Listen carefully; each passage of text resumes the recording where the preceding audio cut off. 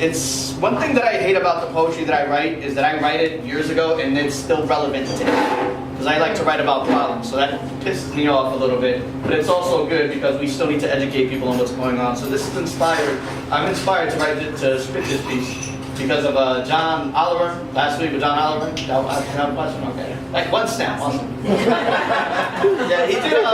If you ever watch this show, he always does, our top story for the night, and then he gives you a really interesting piece on something that nobody's thinking about. And last Sunday's was a piece on the prison system, prosecutors, and I always thought that was fascinating because it's such a big deal. The quote that always stuck with me, that I knew even before that, is if everybody took to trial all the charges that you were charged with, the system would collapse. All right, this system of justice, or so-called justice, only works because 95% of people who are charged with a crime cop out a plea and are scared to fight it in court. So this poem is an education on that. Trigger warning, this poem rhymes.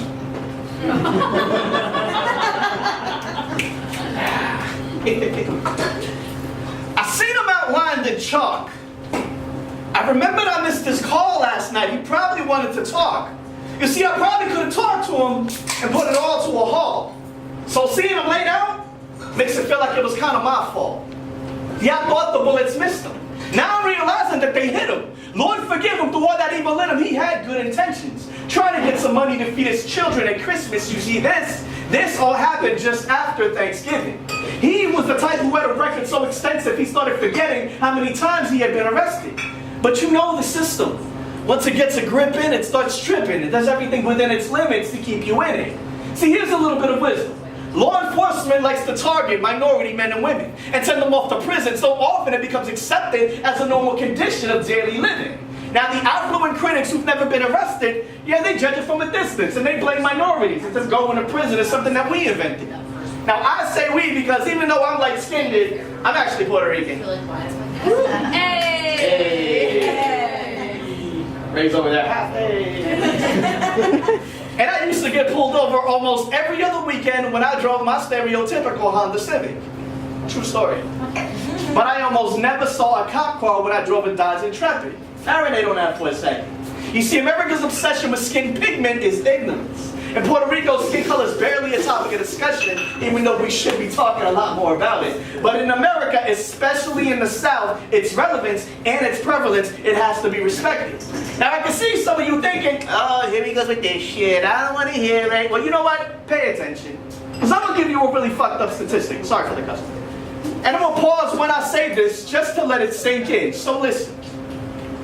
Today in America, not even counting the women, there are more black men, just the men, in prison than there were black people in slavery at the peak of its existence.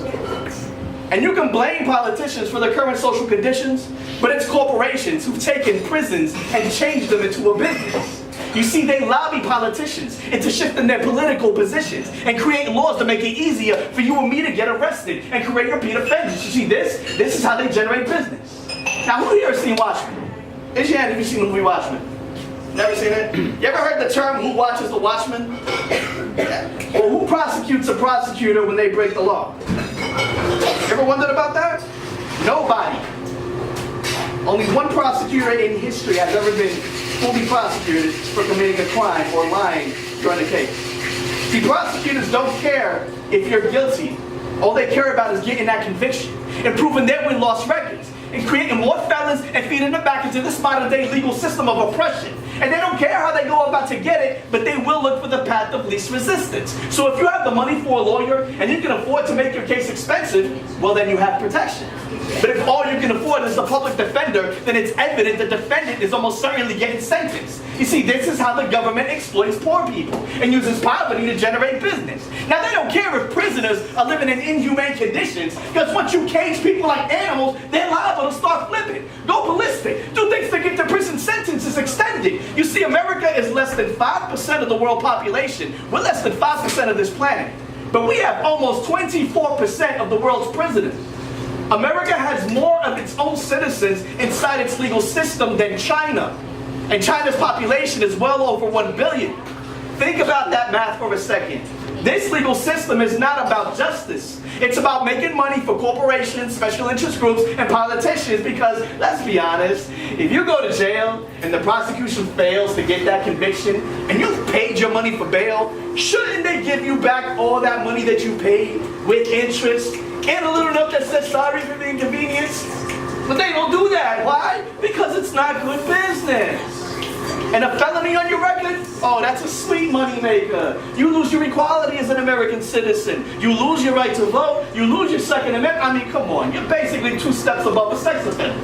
The only difference is that a felon doesn't have to go door to door telling people what he did or where he's living, but you still get treated like a second-class citizen. I mean, come on. Don't nobody really want to hire a felon.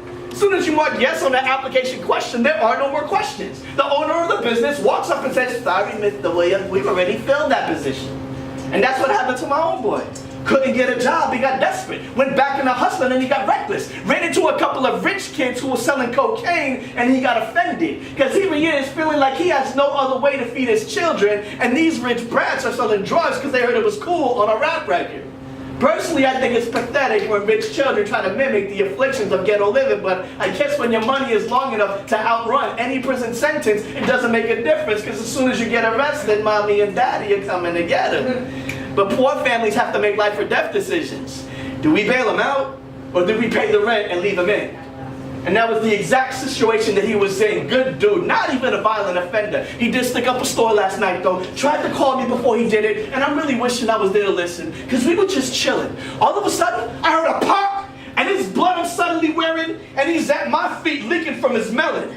And you could try to paint him as a villain, but really he was just a victim of a system that buried him and never did forgive him. See, I'm hoping I don't go to prison, because I didn't go with him on that mission. I was just there when the cops were there to get him. And he got the guns pointed in my direction, screaming at me to drop my weapons. But Mr. Officer, my hands are empty. Oh, it don't make no difference. They'll probably pop me in my head and then frame me for possession.